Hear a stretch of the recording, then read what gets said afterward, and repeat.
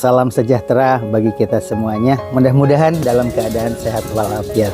Kali ini kita akan membahas tentang gejala lahirnya kerajaan Fir'aun abad modern di Indonesia. Di antaranya kita akan sebutkan dulu beberapa organisasi dan nama yang mengarah ke arah situ. Di antaranya ada Kanjeng Dimas atau taat pribadi, kemudian UYM atau Yusuf Mansur, kemudian Sanudin Janab atau Gus Samsudin ya, Samsudin Janab, Panji Gumilang, Ahmad Musadek, dan masih banyak lagi contoh-contoh yang lain, tapi di sini tidak akan dibahas semuanya. Sebab yang akan kita bahas di sini gejala menuju lahirnya kerajaan Fir'aun abad modern. Supaya tidak salah paham, ikuti dari awal sampai akhir. Mudah-mudahan kita mendapatkan pencerahan. Selamat menyaksikan. Yang dimaksud kerajaan di sini adalah membentuk komunitas pengikut yang siap pasang badan untuk membelanya.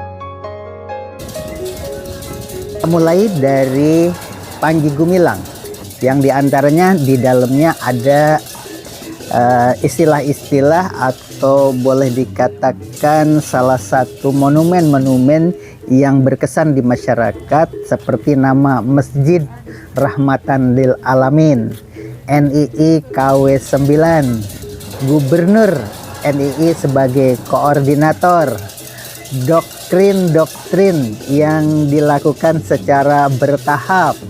Ada juga yang menggunakan kata istilah apotik legal, tempat bersembunyinya pengedar-pengedar.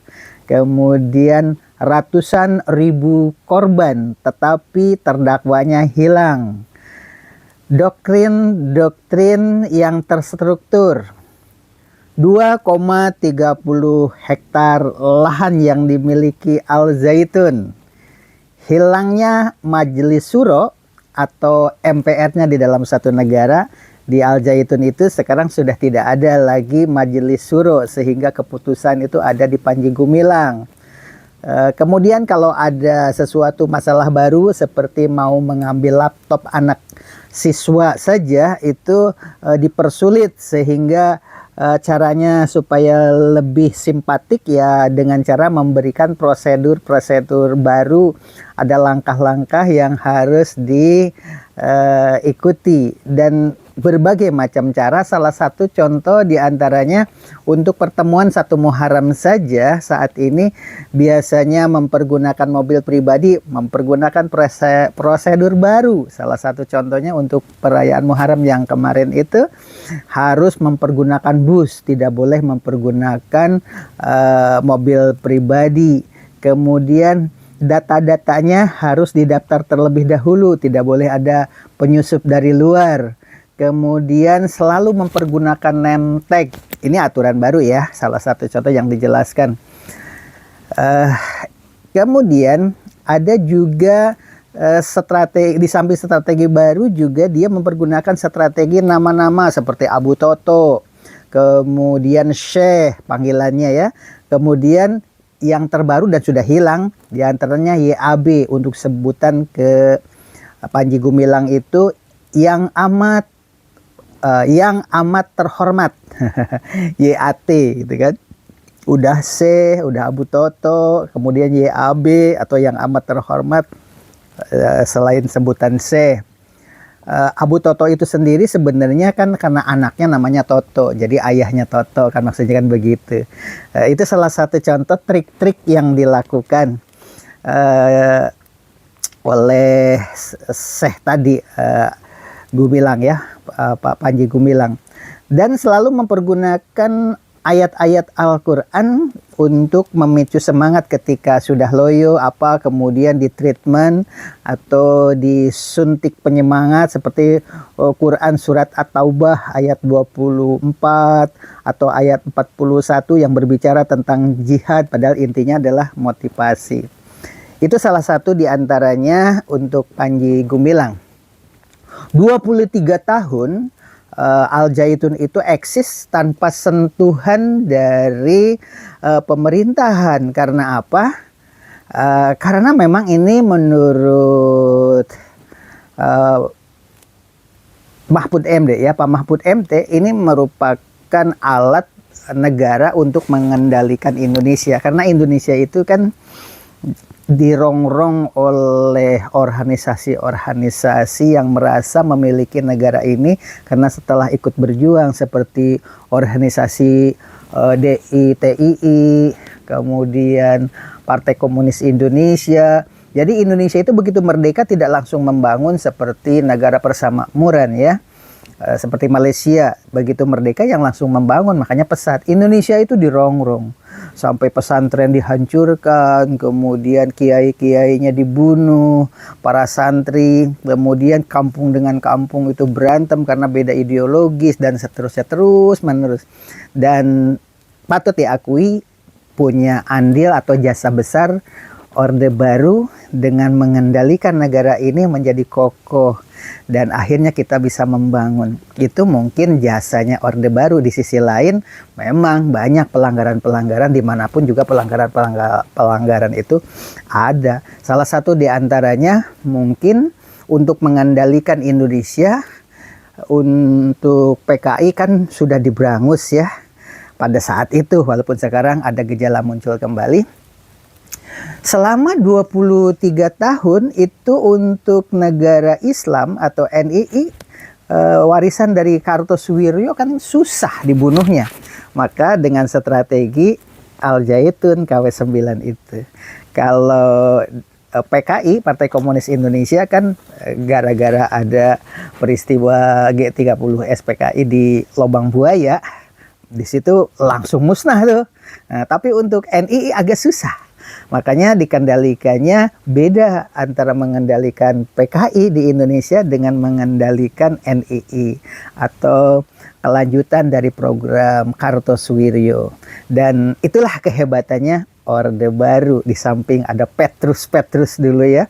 Semua kejahatan itu di Indonesia dulu ada penangkapan tanpa pengadilan, bahkan dibunuh, dimasukkan ke dalam karung. Kalau ada orang bertato dicurigai, tidak semua orang bertato sebenarnya, tetapi hanya orang-orang bertato yang dicurigai, kemudian diciduk malam-malam, tiba-tiba sudah berjejer di pinggir jalan dalam mengisi karung-karung begitu. Begitu dibuka, dalamnya mayat orang bertato. Makanya kalau sekarang ini banyak orang yang sudah sepuh, ternyata ada bekas tato yang dibersihkan dengan berbagai macam cara, kelihatan bekas-bekasnya. Itu ada kemungkinan ketakutan dengan Petrus pada saat itu, kemungkinan besar. Baik, kita mulai pembahasannya secara bertahap. Mengapa dikatakan gejala lahirnya Fir'aun abad modern?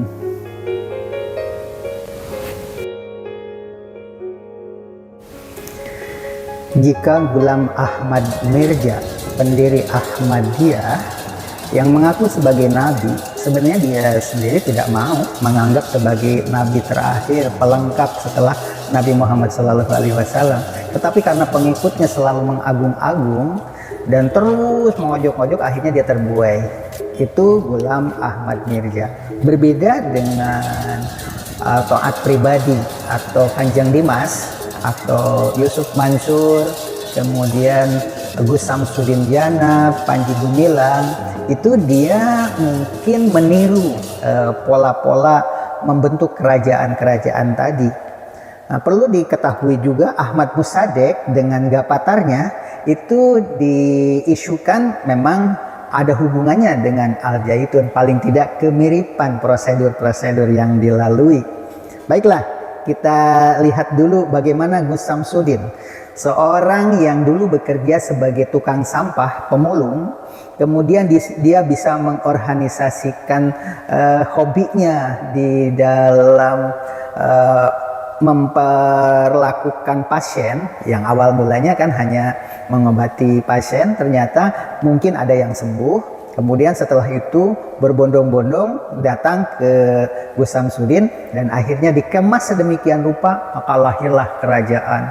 Kerajaan-kerajaan yang dibentuk seperti Ahmad Musaddiq dengan Gapatarnya, kemudian Samsudin Jana dengan ilmu pengobatannya, dan UYM dengan sistem-sistem yang abad modern ini yang mempergunakan IT ya, seperti halnya apa itu CNI kayak begitu. Di antaranya yang digunakan oleh UYM memang memiliki keunikan-keunikan tersendiri ya semuanya itu.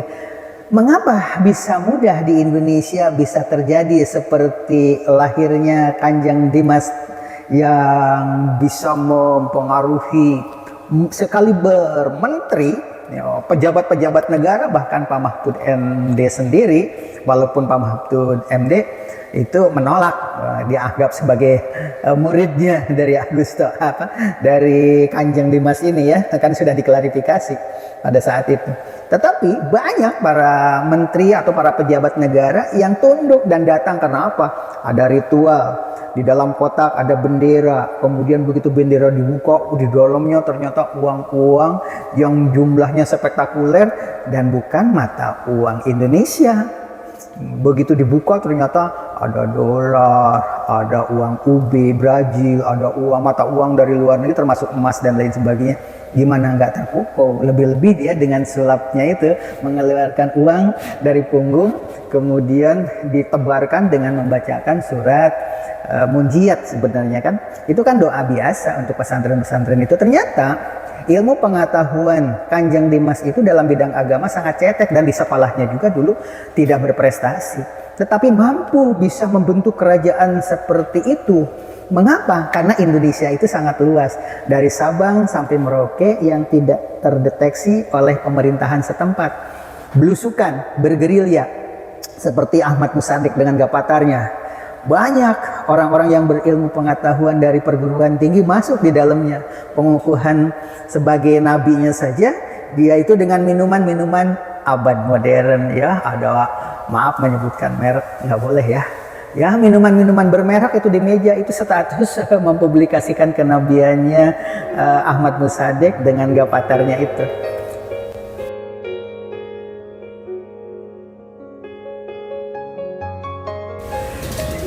Indonesia yang luas dari Sabang sampai Merauke melahirkan konglomerat yang bisa terdeteksi, dan sebenarnya konglomerat itu bisa dari hasil kerja yang maksimal.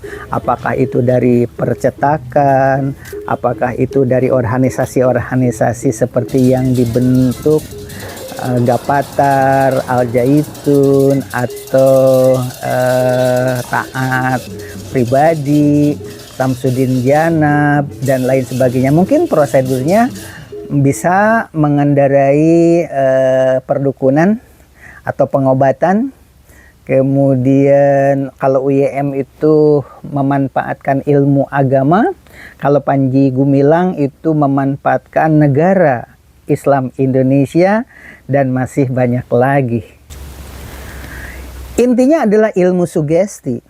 Jika Gus Samsudin itu mempergunakan sugestinya itu melalui padepokan dengan nama Nurjat Sejati, guru spiritual. Itu adalah Gus Samsudi. Dengan sulap-sulap dan triknya mempergunakan YouTube, kemudian dipublikasikan. Sehingga dia spektakuler. Sampai-sampai ada keluarga yang merasa sembuh akibat pengobatan saja, ketika diobo-obo oleh pesulap merah, tiba-tiba muncul lewat YouTube-nya. Ada orang yang membawa hadiah mobil berwarna putih karena merasa sembuh. Tetapi di dalam era modern sekarang ini kan tidak mudah untuk bersembunyi. Akhirnya mobilnya terdeteksi ada di showroom, dijual oleh orang lain. Berarti mobil yang digunakan oleh Gus Samsudin untuk menghipnotis semua pencinta Gus Samsudin itu, karena dia menerima hadiah sebuah mobil, ternyata mobilnya itu ada di showroom, dijual oleh orang lain dengan nomor yang sama, warnanya yang sama. Nah, itulah barangkali sebagai bahan gambaran bahwa di era modern ini media sosial bisa menjadi senjata untuk menjadi Firaun abad modern, dan bisa juga untuk menjerembabkan dirinya sendiri kalau tidak hati-hati. Salah satu contoh untuk preman di daerah Subang. Di situ seperti di dalam konten sebelumnya, di sini kan sudah ada seorang preman yang berupaya untuk menggagalkan pembuatan jalan oleh ibu lurah yang cantik itu. Kemudian diliput sama TikTok, dan apa yang terjadi? Begitu viral, tidak berkesudahan sampai sekarang. Dia malu sendiri, dan boleh dikatakan TikTok itu atau media sosial YouTube itu adalah senjata untuk melestarikan atau untuk melawan kebatilan. Seperti halnya yang terjadi di Subang tentang preman yang mau menggagalkan pembuatan jalan yang 3 meter, alasannya harusnya 3,5 meter. Padahal di dalam TikToknya dijelaskan, di dalam YouTube KDM Kang Deddy Mulyadi juga dijelaskan. Akhirnya kan terpuruk sendiri. Itulah salah satu di antaranya kedahsyatan dari media sosial. Seperti halnya Taat Kanjeng pribadi atau Kanjeng Dimas juga, dia terpuruk gara-gara ada yang mengupload ketika dia main sulap mengeluarkan uang dalam jumlah yang tidak terhingga dengan membacakan sholawat munjiat. Padahal itu kan sholawat itu memang sholawat beneran. Nah, seperti halnya juga Panji Gumilang, ayat Al-Qur'annya benar, bacaan-bacaannya juga benar. Tetapi dia terjemahkan dengan kehendak pribadi, tidak mempergunakan ilmu sewajarnya, asbabun nuzul dan sebagainya tidak dipakai. Langsung diterjemahkan sesuai dengan kebutuhannya dia pribadi, seperti Quran surat At-Taubah ayat 24 atau Quran surat At-Taubah ayat 41 yang berbicara tentang motivasi, diantaranya di dalam tentang jihad, supaya orang-orang yang di Al-Zaitun itu yang kendor itu menjadi bangkit kembali. Jadi ada sistem cas. Itulah barangkali sebagai bahan gambaran bahwa Indonesia yang luas itu dari Sabang sampai Merauke tidak bisa terdeteksi oleh pemerintahan, sehingga ada yang bergerak di bawah tanah, sehingga lahirlah Yusuf Mansur atau UYM, kemudian Gus Samsudin, Panji Gumilang, Ahmad Musadek, dan masih banyak lagi. Dan itu mungkin di bawah itu masih banyak yang bergerilya memanfaatkan luasnya negara Republik Indonesia, karena kegiatan di satu daerah, di satu tempat itu belum tentu bisa terdeteksi oleh negara. Beda dengan di RRC atau di Cina. Ketika saya datang ke Hui People School di sana, ternyata masjid saja tidak bisa dipergunakan untuk sholat Jumat berjamaah. Karena apa? Asal mulanya dipakai sholat berjamaah, tetapi Hui People School itu dimasuki oleh pemerintah dan diberi bantuan. Nah, ketika pemerintah masuk untuk mengecek tentang bantuan itu, mendeteksi, oh ternyata di sana ada sholat Jumat berjamaah. Nah, ketika pemerintah Cina atau Hong Kong masuk ke masjid-masjid yang ada di wilayahnya, barulah diatur sholat boleh tetapi tidak boleh berjamaah. Jadi sholat itu hanya pribadi-pribadi saja. Padahal yang namanya sholat Jumat itu kan harusnya berjamaah. Tetapi di negara Cina, karena uluran pemerintah yang begitu ketat mengendalikan negaranya, sampai sholat pun diatur, tidak boleh sholat berjamaah. Makanya di sana ada taman di dekat Guangzhou. Di situ ada namanya taman. Ternyata taman itu adalah kuburan-kuburan yang sudah ratusan tahun, dan orang dari suku apapun di situ, dari Indonesia, kemudian ada yang dari Arab Saudi, ada yang dari Negro, ada yang dari seluruh bangsa-bangsa di dunia itu, warna kulitnya berbeda-beda, sholat di situ di pemakaman itu. Karena apa? Banyak masjid di negara tersebut, tapi tidak boleh dipakai sholat Jumat, hanya boleh dilakukan di sebuah taman itu. Bisa dicek di channel yang saya buat, itu judulnya Salat di Atas Kuburan. Itu adalah peran pemerintah untuk mengendalikan seperti halnya peristiwa Kanjeng Dimas, kemudian Ustadz Yusuf Mansur, Sanudin Janab atau Gus Samsudin, Panji Gumilang, Ahmad Musadek, itu mempergunakan pola-pola seperti itu tampaknya sudah terrekam oleh pemerintahan yang sekarang. Makanya ada pengendalian termasuk uang infak masjid pun sekarang kan dipantau di salah satu di antaranya. Itulah barangkali sebagai bahan gambaran gejala lahirnya Fir'aun abad modern memanfaatkan luasnya negara kesatuan Republik Indonesia yang harus dicermati tahun 2024. Ketika terpilih nanti presiden yang baru, maka gejala seperti ini harus kita manfaatkan. Karena apa? Karena walaupun bagaimana Indonesia yang luas ini harus dilestarikan. Perlu diketahui, ilmu-ilmu dari Belanda itu ternyata merasuk ke dalam sukmah bangsa Indonesia, termasuk untuk mengendalikan negara ini, juga berguru kepada teori Belanda dengan Republik Indonesia Serikat atau RIS itu. Pemerintah Belanda berupaya supaya nanti dengan lahirnya Republik Indonesia Serikat maka bisa dikendalikanlah Indonesia seperti halnya NII. NII itu karena susah dikendalikan makanya direlokasi KW9 itu di Al-Zaitun. Nah, sehingga orang-orang yang begitu simpatik terhadap Kartosuwiryo itu uangnya mengalir deras ke NII KW9 sehingga bisa dikendalikan. Dan sekarang kita akan lihat tontonan terakhir dengan peristiwa Panji Gumilang yang sekarang lagi menuntut Gubernur Jawa Barat Ridwan Kamil.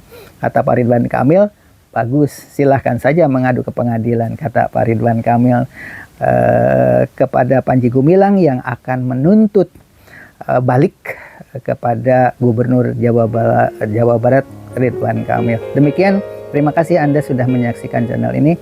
Mudah-mudahan bermanfaat. Wassalamualaikum warahmatullahi wabarakatuh.